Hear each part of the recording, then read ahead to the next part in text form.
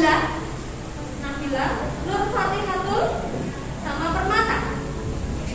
Silahkan kalian menempatkan diri. Sekarang coba perhatikan dulu untuk membawa suatu ini. Ini kelihatannya arah saya.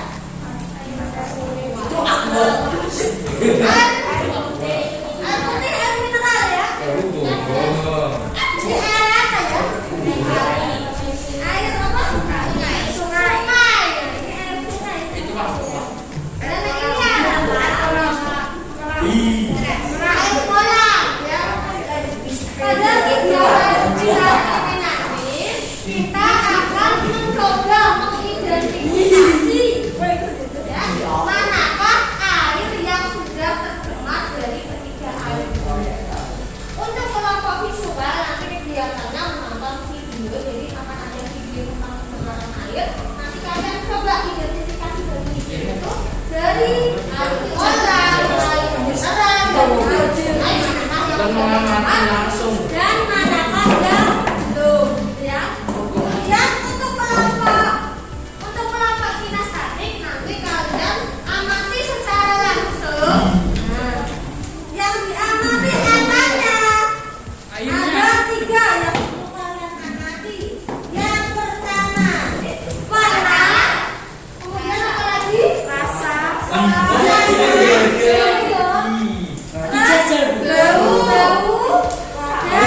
dan pH. Jadi untuk rasa, karena ini berbahaya, maka rasa kita carat saja ya. Dua, 3, dan 4.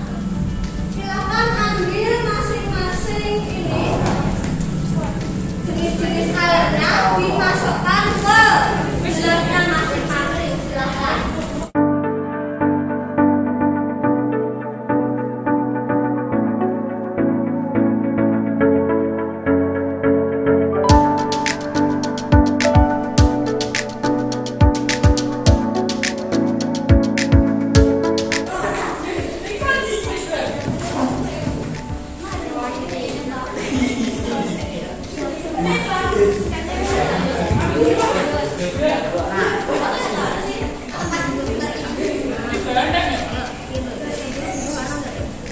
Kita dari dia begitu terus.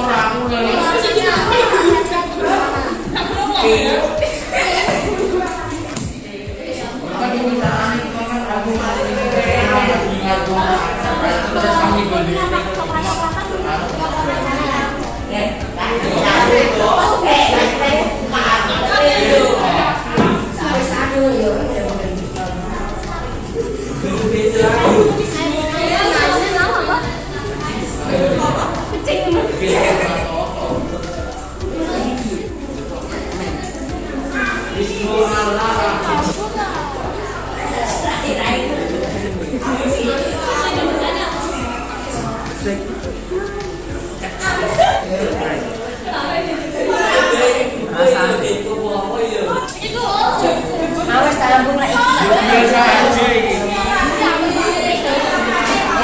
Iki ku rasane asam. Ora rasane ki. Gaya.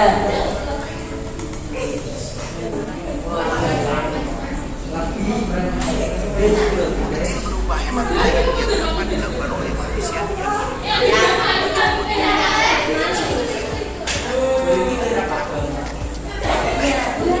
Perhatikan, jadi kelompok yang sudah selesai mengamati teman-teman tadi, airnya bisa dikembalikan lagi ke tempat semula.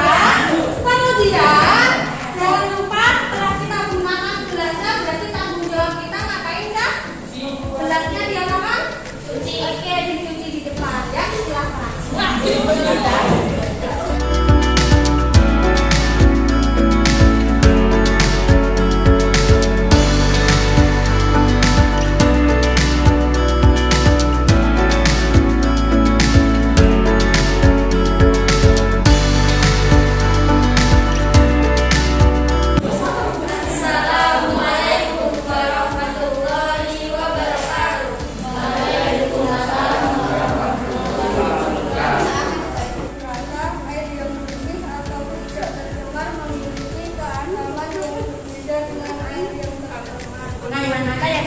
tercemar? Jelaskan alasanmu.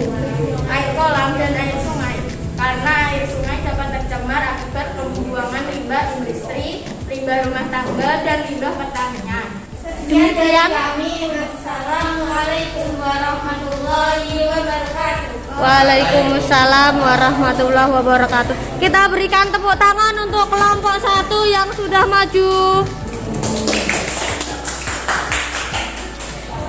Ciri-ciri air yang bersih yang belum tercemar itu harus memenuhi 4 syarat. Yang pertama warnanya harus bagaimana? Jernih, bening. Kemudian baunya tidak berbau. Yang ketiga rasanya tidak berasa, yang tidak ada rasanya. Kemudian yang keempat itu pH-nya harusnya apa? Netral. Nah, jadi 4 syarat ini yang harus dipenuhi air yang belum tercemar. Kalau ada satu syarat saja yang tidak dipenuhi, maka airnya sudah pasti tercemar. Nah, lalu langkah apa selanjutnya yang dapat kita lakukan untuk mengatasi air yang sudah tercemar? Bagaimana cara kita mencegah pencemaran air? Coba, siapa yang mau coba menjawab? Angkat tangan. Bu.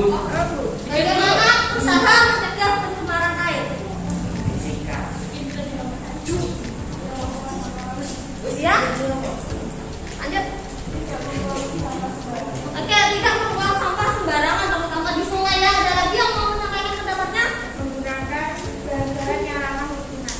Menggunakan bahan-bahan yang ramah lingkungan. Ada lagi? Pengolahan air limbah. Oke, mengolah air limbah sebelum dibuang ke sungai. Mungkin ada lagi yang mau menambahkan? Menerapkan prinsip 4R. Oke, menerapkan prinsip 4R. Nah, itu yang dapat kita lakukan untuk mencegah pencemaran air. Nah, jangan lupa untuk aktivitas 2 dikerjakan di rumah. Untuk kelompok visual membuat poster, kelompok kinestetik membuat pemanfaatan barang-barang bekas dibuat barang baru, atau kalian juga boleh membuat bioplastik sesuai dengan keinginan kalian. Gitu ya. Ada yang mau ditanyakan? Baik. Nah, sebelum kita akhiri, mari kita melakukan refleksi. Yang pertama, apa saja yang saya pelajari hari ini? Kalian belajar apa hari ini? Kemudian, apa yang ingin saya pelajari selanjutnya?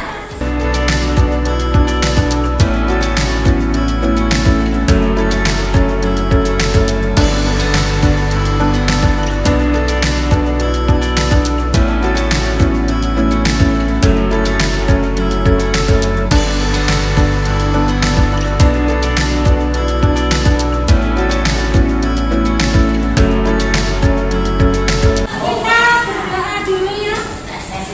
Selamat Ismildan. Untuk siap, gerak, berdoa mulai. Selesai, beri salam kepada Bu Guru. Assalamualaikum warahmatullahi wabarakatuh.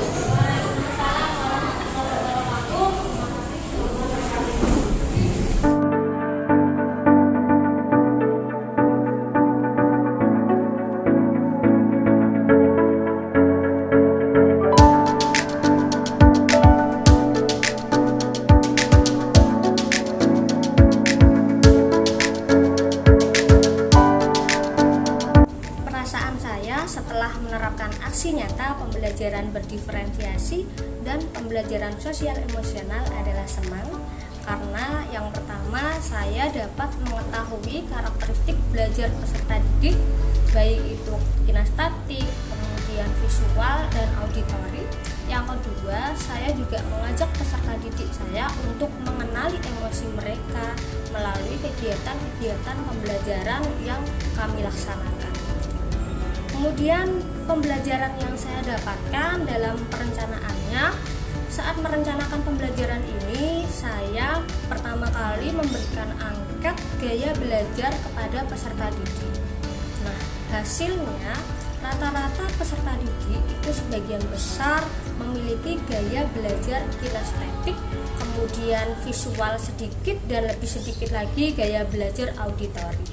Nah, dari gaya belajar yang mereka miliki, kemudian saya menyusun rencana pelaksanaan pembelajaran atau menyusun RPP dengan memperhatikan gaya belajar mereka dan juga memberikan kegiatan-kegiatan yang mana di dalamnya terdapat pembelajaran sosial emosional seperti doa bersama, kemudian persepsi, setelah itu menanyakan perasaan, kegiatan berkelompok, presentasi, diskusi maupun refleksi di bagian akhir. Nah, hasilnya mereka tampak antusias mengikuti pembelajaran, kemudian perasaan mereka sebelum pembelajaran dan sesudah pembelajaran mengalami perubahan menjadi lebih baik, lebih senang, mereka semangat dalam belajar, kemudian mereka dapat melatih tanggung jawab mereka. Ketika mereka melakukan kegiatan secara berkelompok, ada yang menggunakan video, kemudian ada juga yang langsung mengamati langsung, praktek secara langsung, mereka semua rata-rata bertanggung jawab untuk melaksanakan tugasnya. Bahkan ketika ada kecelakaan sedikit, ada air yang tumpah, kebetulan saat itu adalah praktek pencemaran air yang kami laksanakan. Jadi ada air yang tumpah, anak-anak langsung sigap untuk mencari lap, kemudian langsung dipel. Setelah kegiatan berlangsung, anak-anak juga langsung bertanggung jawab untuk mencuci peralatan yang telah mereka gunakan. Untuk kegiatan pembelajarannya berjalan lancar, tanpa kendala. Anak-anak meskipun masih belajar untuk presentasi, namun hasilnya sudah memuaskan. Untuk produknya, untuk kelompok visual, karena kebetulan kelas yang saya gunakan untuk aksi nyata ini ada 2 kelompok, yaitu kelompok kinestetik dan visual saja, sementara auditori untuk kelas ini tidak ada, maka tugasnya juga hanya 2. Untuk kelompok visual, saya berikan tugas terkait materi pencemaran untuk membuat poster mengenai gagasan penyelesaian masalah pencemaran air. Sedangkan untuk produk kelompok kinestetik ini tugasnya berupa produk menghasilkan sesuatu karya, boleh berupa bioplastik maupun berupa pemanfaatan barang-barang bekas untuk diolah menjadi barang yang lebih berguna, utamanya plastik ini yang merupakan masalah pencemaran begitu. Kemudian selanjutnya untuk rencana perbaikan pembelajaran saya, mungkin yang pertama saya akan lebih menggali lagi kemampuan saya dalam merencanakan pembelajaran, dalam menyusun RPP yang berdiferensiasi dan juga menerapkan di dalamnya pembelajaran sosial emosional. Karena bagi saya untuk merencanakan pembelajaran ini sangat sulit sekali ya, untuk memilih kegiatan apa yang sebaiknya dilakukan untuk masing-masing anak, kemudian media apa yang sebaiknya digunakan, serta apa produk yang sebaiknya kita berikan atau kita tugaskan kepada mereka gitu. Untuk selanjutnya saya akan semakin meningkatkan kemampuan saya untuk memvariasikan baik konten, kemudian proses maupun produk untuk setiap kebutuhan siswa saya. Kemudian saya juga akan memvariasikan metode dalam mengajar dan juga memvariasikan media yang akan saya gunakan agar dapat sesuai dengan karakteristik murid dan gaya belajar mereka, serta saya akan memberikan kebebasan kepada mereka untuk melaksanakan pembelajaran sesuai minat dan kemampuan mereka. Demikian yang dapat saya sampaikan. Terima kasih. Wassalamualaikum warahmatullahi wabarakatuh.